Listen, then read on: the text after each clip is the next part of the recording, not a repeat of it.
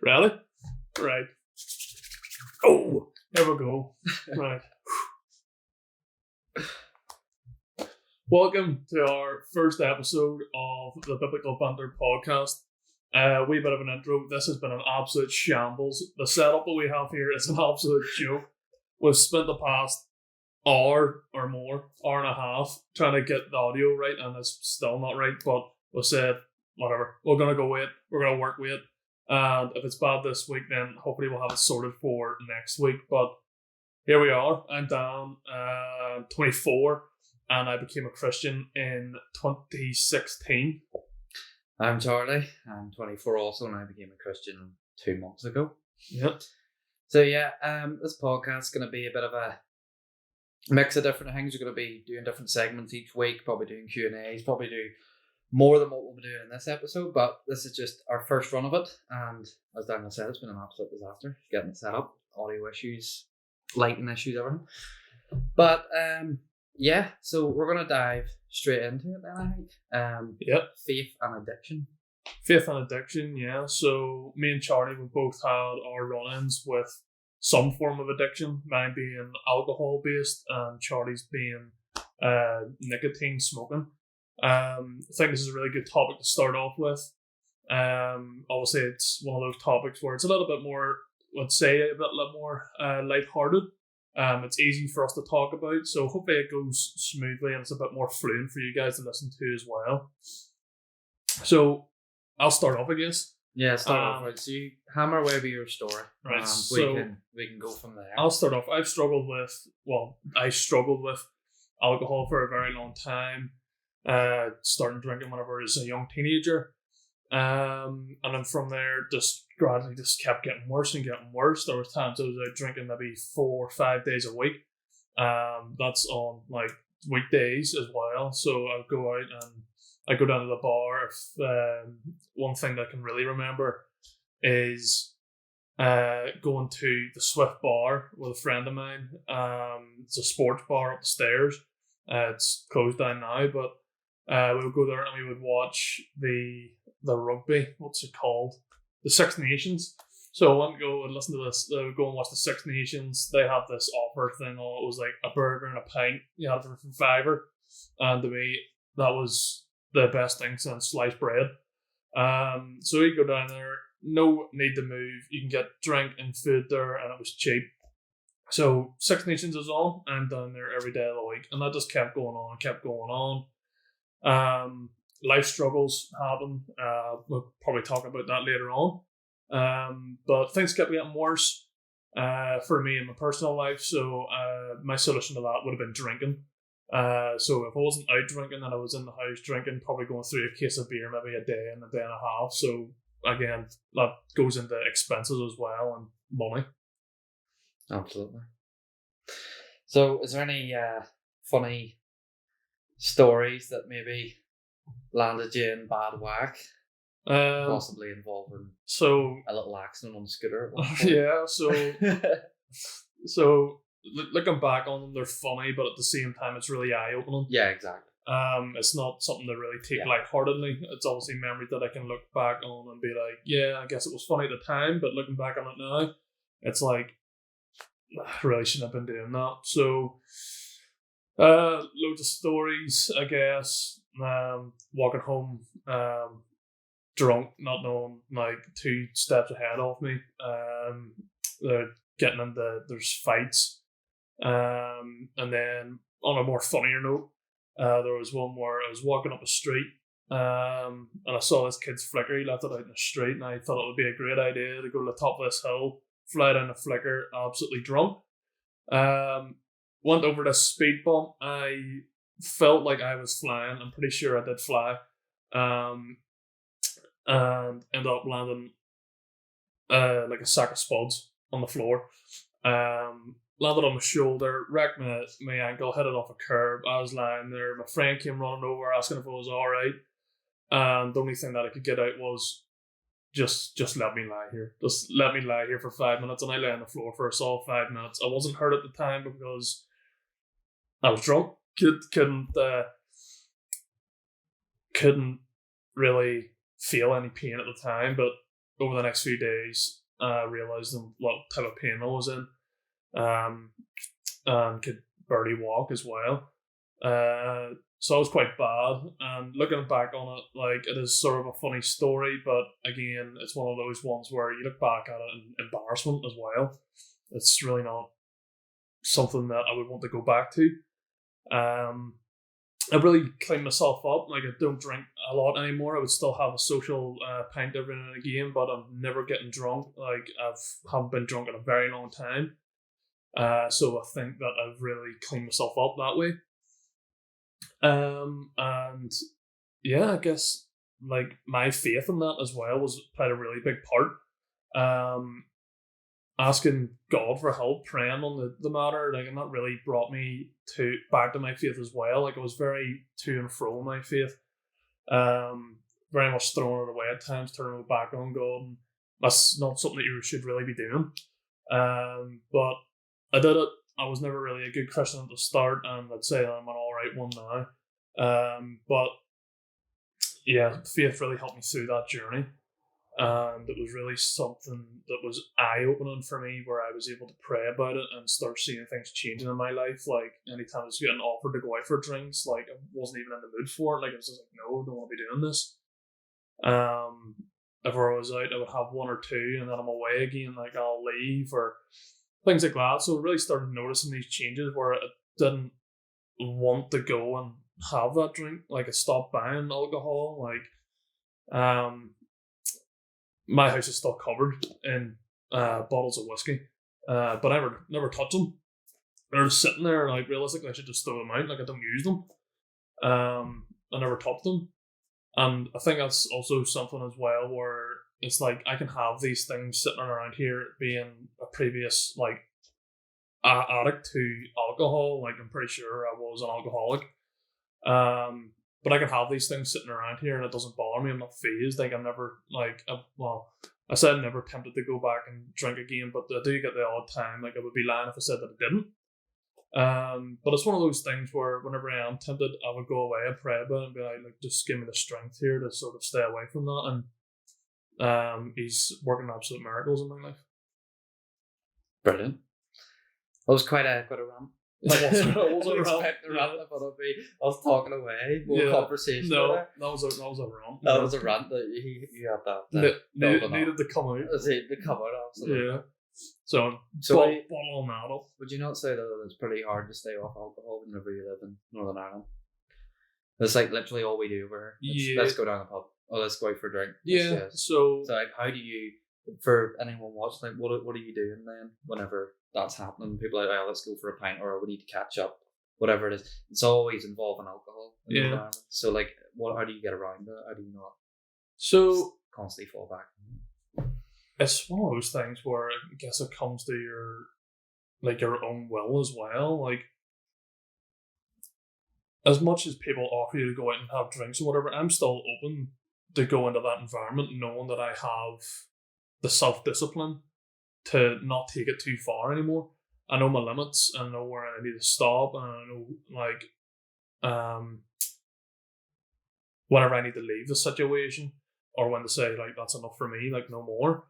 But I'm always open to meeting people. Like, I've never sort of turned that away. Like, if that's something that they're wanting to go and do, like, that's off them, and I'll still have conversations with people that I guess who do struggle with alcohol and stuff as well. That, like, it's not not as glorious as it looks. Like, you're spending all this money on one night out for you to then go and leak it down the toilet and be miserable and then feel absolutely miserable the next day. Like, you're having fun at the time, but whenever you wake up the next morning, you feel miserable. And do you even remember the time that you had? But no, and that's until someone sends you a text message and is just like, haha, you done this last night? And you're like, oh, right. You're like, oh, come on. Like, no. You'll get that. Yeah. So, yeah. And how is it then that your faith comes into that? Like, were you praying to come off it? Were you praying, or was it more like motivation because of faith? So, probably a bit of both. Like, I would sit around and I'd be like, look, I need help with this situation. Like, I know that I'm doing wrong. I know that I shouldn't be doing this. and I need strength and motivation to go along with that. And it was not a thing that I was going to be able to do on my own. And I understood that. Like, I've tried doing things on my own my whole life, but evidently, like, there's always that one person or God that you're gonna have to turn to at some point, especially when it's something as serious as an addiction of any kind. Like, if you can do it on your own, like, fair play to you, but at the end of the day, I think that it's always better to sort of go to that one person that you may have in your life that you can trust and you can talk to and go speak to them. And I've got plenty of friends that I can do that with, especially church-going friends that have kept me on the straight and narrow. So faith plays an absolute massive part in it. Like, it really does. Like, you can go through your, like, reading, like, just reading the scriptures as well when you're going through there. Like, there's things that jump out at you off the page whenever you're in that sort of mentality of you're needing help. It doesn't matter what you're reading, something's going to jump out at you. And yeah, basically, like, I don't think that I would be here today if it wasn't for my faith, because there was very dark times at that point where I didn't want to be here. I just gave up, and I was just like, look, at the end of the day, like, this is the easier option. But there was one time I was away, I was in a hotel, took myself off, and I had full intentions of just not coming back again. I got one phone call from my youth pastor at the time. He called me up, he's like, are you alright? And I just broke down. I was like, no, I'm really not. And that one conversation brought me home the next day. And I have full belief that that was God's intervention. He gave some sort of sign, or it was something that he gave to that man that called me to do that. Even just the impulse to do it. Yeah, it is absolutely. So, like, if it wasn't for that, I don't think I'd be here.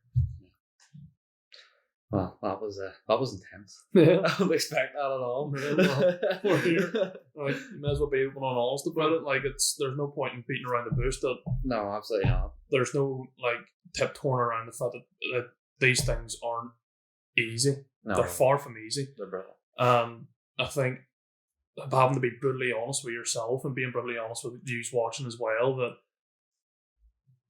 it gives that sort of human factor. And it's just like, if there is someone out there that is watching and is struggling, they're going to be able to relate with that story. Yeah, absolutely. If I'm sitting saying, oh, it was an easy and it was dawdle, it's just like, oh, just pray and it'll be fine. Like, it's not that. Like, my addictions really brought me down a dark path. And I think being open and honest about that is probably the best way for it. Yeah. And the thing as well, on the topic of addictions, everyone's addicted to something. Absolutely, yeah. Like, realistically, that person who goes to the gym, works out, doesn't drink, doesn't smoke, they are addicted. They're addicted to the gym and all, but it's a positive addiction, it's not a bad one. Yeah, absolutely. And even that can become unhealthy. Yeah. But it's more so that addictions themselves, falling into them, it's more normal than it is unnormal. It's very, very weird to find someone who hasn't got something they always do. Yeah. Whether it be for comfort or whether it be to feel better, you know. And alcohol does all that. It takes away your shame. It takes away physical pain. You know, a lot of people who are suffering will drink alcohol just to feel a bit better, even physically, not just mentally and stuff. Yeah, absolutely. And I think it's something else where it's like, we're obviously talking about two addictions that are sort of more on the bad scale. Yeah. That are like, you look at them and it's just like, yeah, they're quite normal things that you would see quite often. Mm-hmm. But I think, like, something I want to bring up again with the podcast now is, like, addictions aren't always these things where it's drugs, alcohol, smoking, and it's all these things. You can be addicted to your phone. Oh, it's social media. Look, if you look around yourself, like, now, like, if you're walking down the street, I don't, like, think you could not turn your head 90 degrees and not see at least 2 or 3 people that are walking down the street with their head, like, down their phone.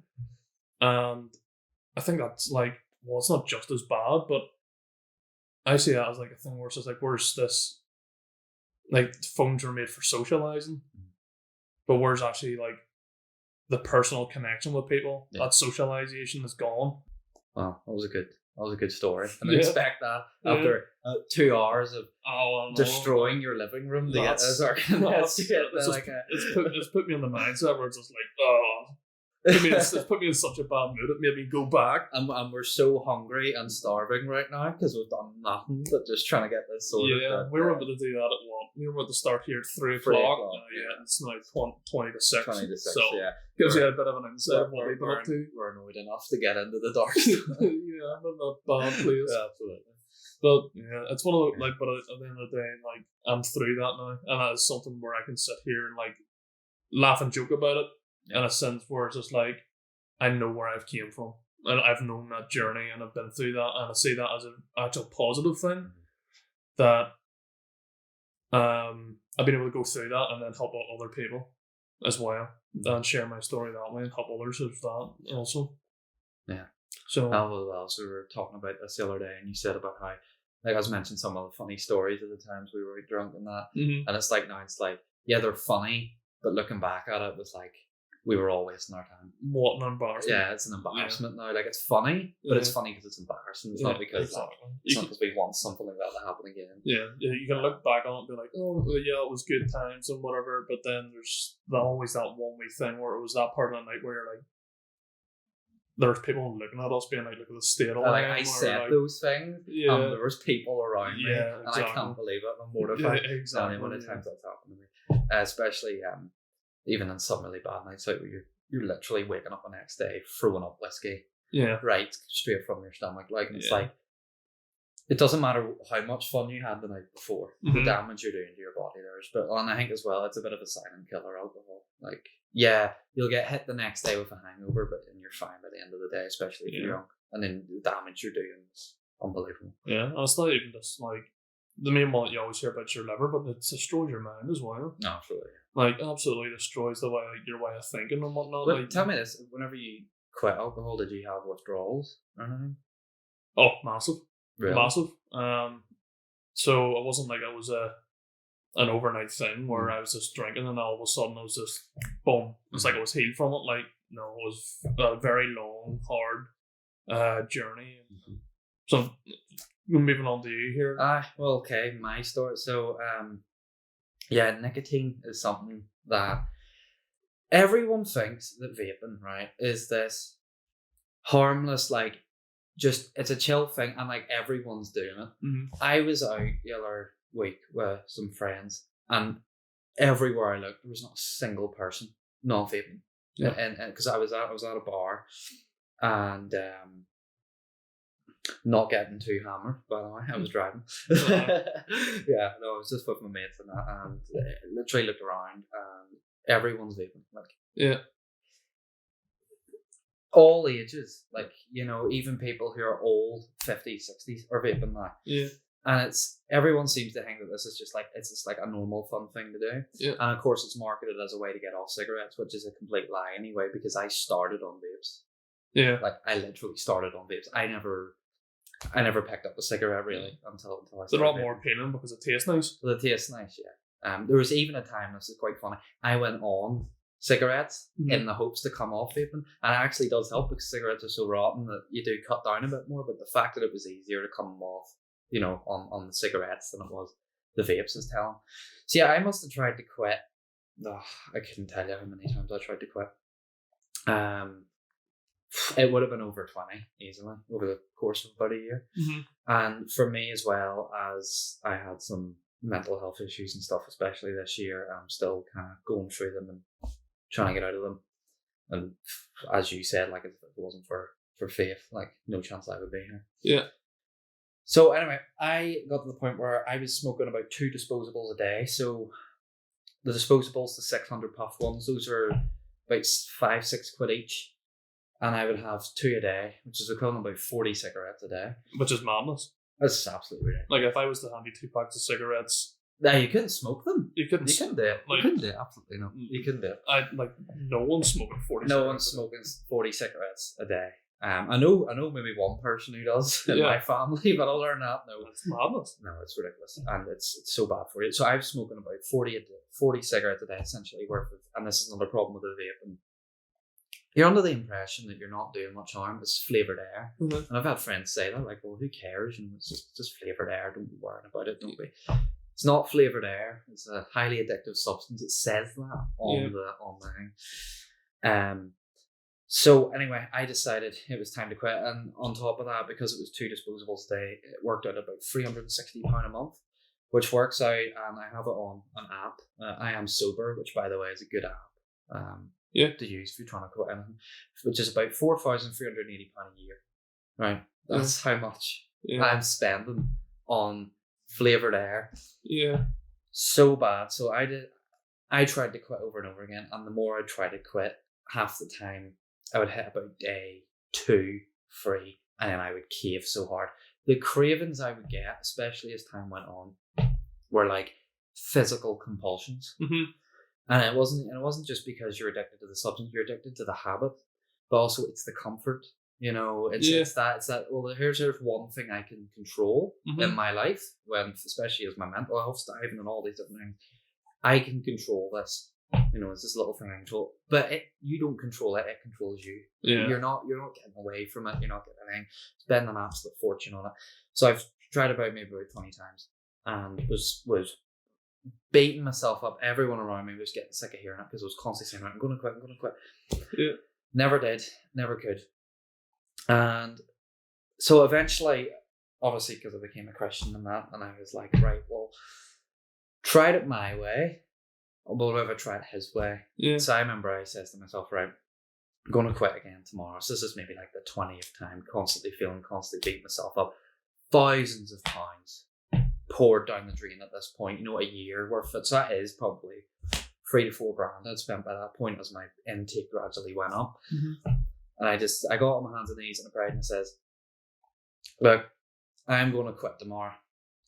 If I give it an honest effort, and this is me praying, literally about a month and a half of being a Christian at this point, and I says, if I give it an honest effort and I try, please make it so that I can do it. And so this is what's quite funny now, because anyone who asks how I managed to quit, especially if they're an atheist, it's quite funny because I just point up, say God, because literally for the first 3 days, I didn't have the cravings that I used to have normally when I was quitting. Yeah. It was like an actual him intervening, and it meant that I got through the first 3 days without the cravings that that I would normally have. Now I had the temptations, but they're not the cravings. So it was I would if I seen my friends and that vaping and that, I would absolutely be I would love one, but it was more like the wanting to do it, not that craving, that actual physical addiction craving. And by the way, as well, I'm not saying that God took away all of it. I still had all the physical things. So I had I was so dizzy. I would actually nearly trip just walking about. I was so dizzy. I had pounding headaches and stuff. But I could deal with all those. But it was always those physical compulsion and cravings. And those first 3 days, I just flew through them. And at the end of each day, I'd obviously thank God, for making it so that I could get through that day, and that He seemed to just take away the cravings. And after day 3, I was just so thankful. I couldn't believe it. And to this day, I still can't believe it, Well, I can believe it because it happened, but... And would you say those first 3 days are probably the hardest? I couldn't, it was the first 3 days I couldn't get through. Yeah. I couldn't get through. The longest I'd ever managed was about 12 days, and then I still caved. Yeah. It was those first 3 days I always needed. Obviously, sometimes as I went along, I'd idolize and then fall back. Mm-hmm. But it was of the 20 whatever many times I tried to quit, I always failed on day 3. There's maybe only once I failed after that. Yeah. So as I say, so it's not just faith. It was that motivation as well to make more Christ-like, all these kinds of things. Stop damaging your body needlessly, and as I say, I guess miracles can happen, even though it's not it's not it's not walking on water. Not walking on water, but it's something and that's the thing, I couldn't believe it as well, because I felt like I had no right to have that kind of help. Yeah. Why would you help me? I just converted. I'm a crap Christian. I sin endlessly. I am terrible at it. And yet he still turns around and he's takes that away so that I can actually manage the first 3 days. And that didn't mean he made it all easy. I still had all the other different things. Yeah. I still, if I seen it, would be tempted, the wanting to do it, because I enjoyed it at the end of the day. That's one thing as well, that even with your alcohol, addicted to it or not, you do enjoy it. Oh, There's an element of absolutely, enjoy. I loved sitting there and vaping away. I Mhm. absolutely loved it. Yeah. And so, yeah, he didn't make it easy, but he made it. Well, he made it easy in that he took away the cravings, but that doesn't mean that you're not going to struggle. And I think that also comes back to that people who are like become a Christian and you think that your life's going to be easy, it's going to be a walk through. No, it's not. Yeah. But you're going to be given the strength to get through it, and that's Yeah. one of the lessons I learned from that, and it obviously strengthened my testimony because I prayed to be able to get through something, and then it was an actual like mini miracle thing, Yeah. That's what it felt like. I just couldn't believe it. It's unbelievable. So yeah, that strengthened my faith, strengthened my health, strengthened my motivation to pursue, and I do think part of the reason why I did it as well, so that I would share my testimony and be like, look, he absolutely still does these things. So he always hears like, why does he not do miracles nowadays? Yes, he does. And like, there's so many Christians you can speak to, he'll tell you, Exactly. if it wasn't for him, I wouldn't be here. And they're not lying. They're telling you the truth because he does these things. And so I'm very happy we got to share that. Yeah. Yeah. Brilliant to be off it. I'm now like a month and 2 days now. Which is class. Yeah. And another thing as well is like, because of that's such direct help, which isn't even normally the help you normally get as a Christian when you're praying. You don't get that kind of growth. But because of that, I refuse to ever cave again. Yeah. Because I'm like, I'd be like you're taking advantage of like something like this. Yeah, like he's given me a big gift there, a great help, not a type of help that everyone gets. I don't know why he helped me. I don't know why he made that easy for me. But I am not going to spit in his face and turn around and cave again. So it's like, he helped me, and now I'm even more motivated to never quit, and now I'm even more motivated to, pursue my faith and things like that. Which is so funny because that's not something I would have said to you 6 months ago. No, absolutely not. No. And there was times in my life where I was like hardcore atheist, even nihilist, like making fun of Christians, taking the mick out of faith and church, and arguing even with you, arguing with you about everything. And now he's hearing me sitting in front of a camera telling you that, yeah, God has helped me beat an addiction, and and that's not the only thing he's done for me, and I'm sure obviously the alcohol's not the only thing he's done for you. Yeah, absolutely. But it's something that will stick with me for the rest of my life for sure. Yeah.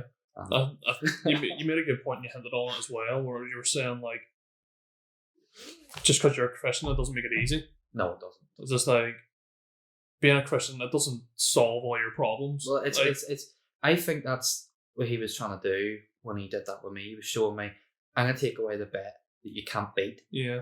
But you still to go deal with the other stuff and not taking a lot away. And I think that is a perfect metaphor what being a Christian's like. It's like, you're going to still come up against challenges. Bad things are still going to happen to you. Absolutely, yeah. But you're going to have that strength to get through it. Just because you're a Christian, like, it doesn't mean all your troubles are going to go away. No. Like, you've still got life to live. You'll make sense of those troubles. Yeah. And you'll be given strength to get through them. Yeah. But yeah, that is that story. And I'm saving a fortune now. And I'm a lot healthier. I can breathe. I can walk a bit quicker. I feel like when I die. Plus, not that because I've asthma as well. It's 10 times worse. Oh, yeah. So it's not really something that you should be putting together, like, is it? Yeah. But I think something else with vaping, and that's something I bring up quite a lot, is like, whenever you're vaping, you're more inclined to do it in the house. Oh, that's the thing. You'll sit there and you'll just be like, you could be watching TV and you're just sitting there puffing away at this vape. Mm-hmm. But you wouldn't think about doing that with a cigarette. Well, at least a majority of the people wouldn't. They wouldn't just sit and light up a cigarette in their house. Yeah. Like, you're having to go off and make that little bit more effort to go to the door. Yeah. And if it's raining outside and it's windy and it's cold, you're less likely to go to the door. Yeah, exactly. But if you're you're just sitting vaping, another thing, a lot easier. Another thing that we should absolutely talk about though, because we'll mix the two, because like with alcohol and smoking and vaping, there's no two better drugs that go hand in hand together than alcohol and nicotine. Yeah, and that wasn't a saying that you're not saying there's no two better drugs. Oh yeah, no, I'm not saying. I'm saying though that if you want a brilliant death combo, like one that'll keep you coming back to the other, it's those two. Like, even if I go out and I have, say, a pint now, then I'll start to be like, it would be good. Do you know what I mean? Yeah. And that's one of the problems with alcohol and nicotine.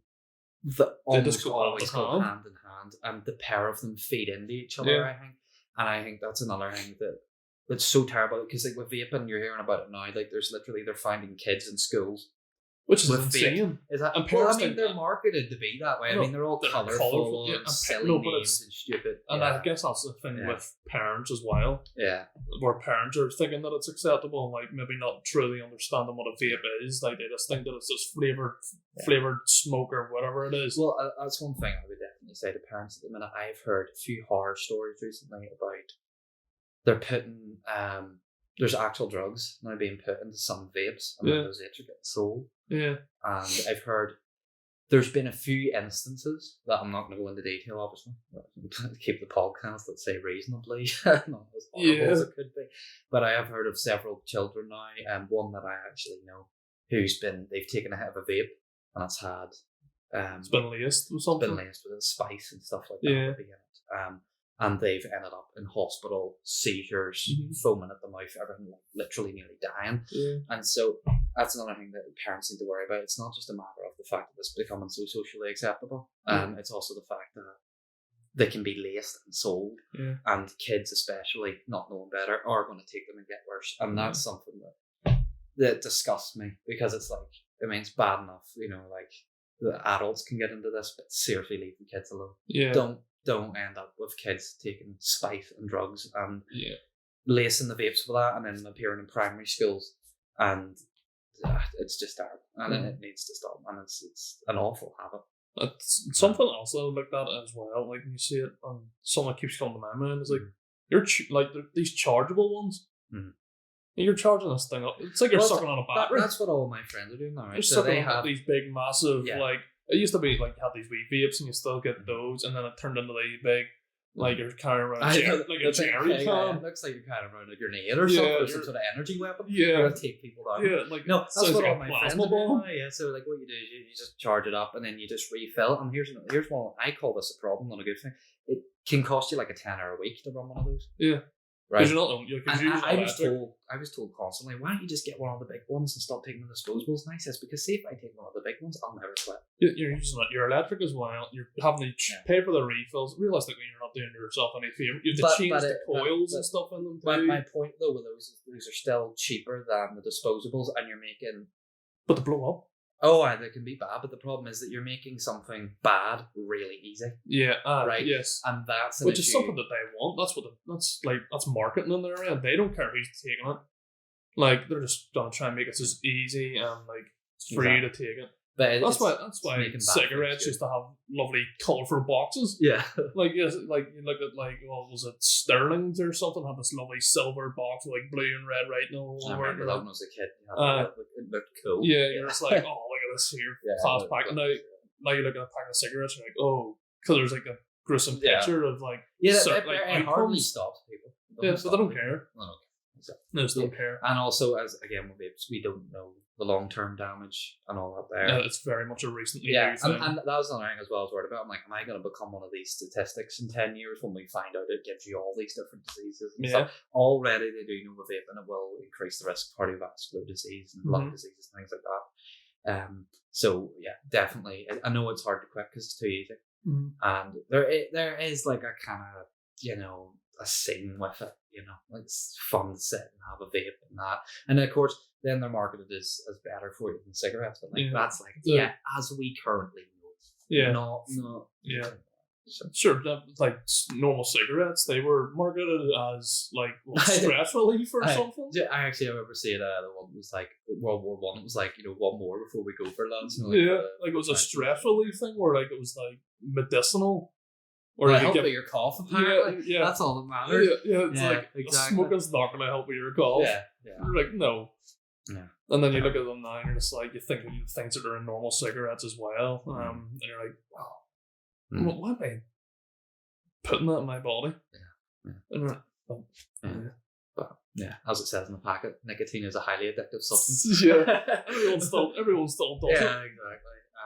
And as I say as well, with vaping, don't mistake it for this thing for coming off cigarettes. Yeah. Because I started on vapes.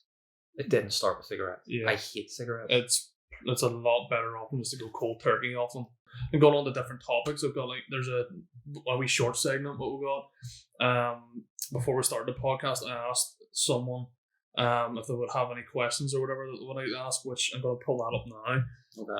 We'll have like a wee Q&A type of Yes. thing, which is something that we would like to get into Yes, further on we'll later in be the doing that podcast. later on. So we'll probably put something up on the socials and then Yeah. maybe do a few polls on that and get. And by the way, like, feel free to just message the channel. Yeah. At the minute, it's small enough that I'm sure we'll be able to read all of them. Absolutely. Fine, Yeah. all anyway. But Just yeah, look at me so swung. we'll do our first question and answer then. Yeah, I'm sitting fucking here like an old man, but here we go.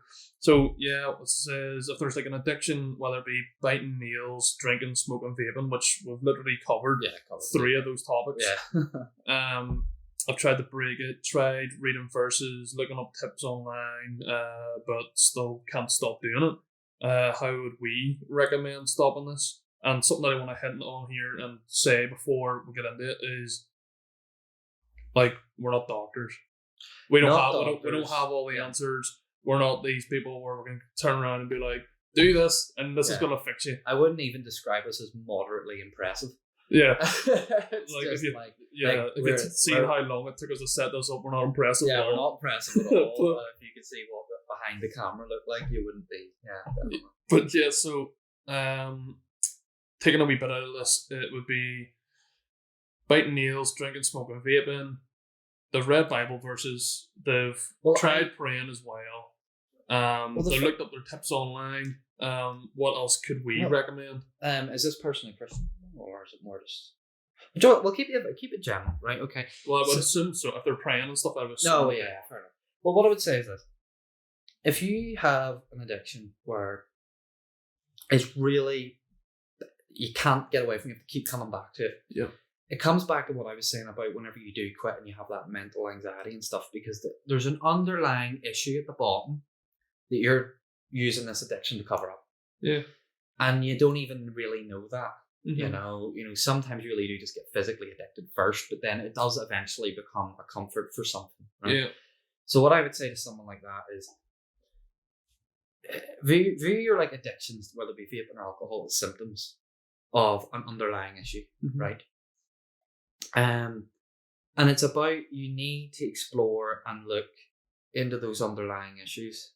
If you're a Christian, I would say pray about it, but I would say ask to figure out what it is at the bottom that's causing the symptoms. It's actually causing you to do that thing, because it's likely, like, you know, God can help you, but you need to know what you need help with, right? Yeah. And you need it's like to being know direct, and you need to actually know what it is underneath that's causing you to do those things. yeah. And if we want to give it a more secular answer, it would be like really have a good long think. You know, what is it in your life that's maybe not going well? Yeah. Have you got issues with relationships? Have you got financial difficulties? Is it something that's jumping out at me mental health? is the biting nails thing. Mm-hmm. Anytime I hear about biting nails, I always go to, it's like an anxiety thing. Mm-hmm. Like if you're anxious, you tend to bite your nails or something like that. So if that is something that is bothering you, if that's something that's that you notice that whenever you are anxious, if you're a bit stressed under work or something, you start biting your nails, that's the thing that you're needing the help with. Mm-hmm. It's not the biting the nails. Yeah, the biting exactly. the nails it's not the symptoms. It's the biting the nails is the outcome of the anxiety. Yeah. So it's I'm far from a therapist, but like I see it as like the biting the nails. Like that's where you need to be asking for help with the anxiety, the underlying issue of like you were saying, it's the underlying issue that's causing you to have the reaction to go and do the thing. So it's like there's this problem, and then that problem is causing the reaction to go and drink. Like if you're depressed, which is something funny, like it's not funny, but like you got depression. 9 times out of 10, the people that have depression go to drink. Yeah. Because they want to feel better and they want to forget. Mm-hmm. But alcohol's a depressant. Yeah. And at the end of the day, you might get that wee bit of the buzz at the start, but like 2, 3, 4 more later, you are in a lot worse situation than what you were half an hour ago. Yeah. And no, I agree with you. And it's also one of the things as well I would say is if you're struggling that bad, don't sit and beat yourself up. I did this a lot with mine, because like what you do is You'll decide, right, okay, I'm not going to drink or I'm not going to do that. Mm-hmm. And then because you're a flawed human being, you're an idiot, because we're all idiots. Yeah. We're all useless. We're all sinners. We inevitably screw up and we'll fall down. Mm-hmm. But the problem is you can get into a cycle of constantly doing that, like doing well for a wee bit and falling down, doing well for a bit and falling down. But then if you can't keep your eyes on the goal, you'll get focused on punishing yourself for constantly failing. And if you constantly punish yourself for screwing up, then you're only going to get worse. Whatever that problem is probably only get worse. And then you're going to keep doing it more and more and more. And then you're going to hate yourself more and more and more. And if the underlying problem is like anxiety, depression, whatever, you're only going to make these things worse. So one of the things I would say, first and foremost, if you're struggling with these things, it's not that it's okay, but it's that do not be beating yourself up or whatever, because you're not alone. How many people have dealt with this stuff? Absolutely. Like me and Daniel are not sitting here as saints. We're sitting here as people who have constantly struggled with these types of things. Absolutely. And it's don't beat yourself up. Don't be hard on yourself. But do have a good search in, try and figure out what the underlying issue is. And if you're a Christian, direct your prayer towards figuring out what that is. Yeah. Because likely once you've done that, the rest will fall off. Yeah. If it is more of a physical dependency and all these things, that can be a bit more complicated, can be a bit more difficult. But in that case, it would be pick one thing at a time. That's the next thing I'd say. Yeah. Well, if you're doing all those, you need to pick one. And you need to pick the easiest one first. Because you need to show yourself you can do it. And you can. Everyone can beat these things. Because there was a time in your life when you were not addicted to any of these things. Yeah. So you can get back into that time. But you need to be patient with yourself. And you need to understand why it is you're actually doing these things.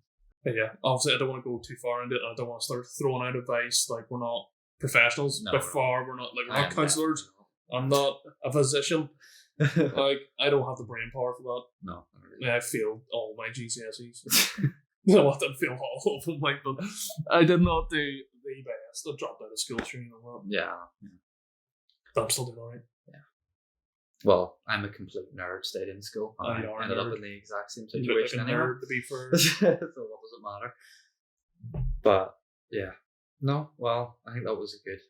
It was. I think it was entertaining. I hope you guys thought it was entertaining. But didn't bore you too much or go off on too much of a tangent. And obviously, it'll take a while for us to get more comfortable in front of the camera. It'll take a while to get the setup right. Probably going to have audio issues and all sorts of different problems. But the main thing is we're getting started, keeping it humble at the start and trying to build it up layer by layer and maybe actually get a way better place to record. Yeah, so that's way down the line. That's way down the line. I'm too broke for that. Yeah. Like, something that we do want to recommend and sort of push for is that even leaving us a wee comment under the video, like what things that you think that we could do better. We're obviously wanting to better ourselves as podcasters, and we're wanting to better the experience for you guys as well. Like, we want this to be a great experience for us all. Obviously, you guys are listening, and it's a lot more important for your end. Yeah. So if you're able to give us some advice or something that you would like to hear, or if there's any sort of like things that you would like to change if we went on too long about a certain subject, things like that. Yeah, we're very open to sort of, what's the word? constructive criticism. Constructive criticism, yeah. Or, you know what, if just rampant anger, I'll take it. Anything that'll help us grow a wee bit. Absolutely. Also, so in the future, obviously before we end it, just let you know, we have different segments planned. So today was more like just literally going into like a general topic and talking about it.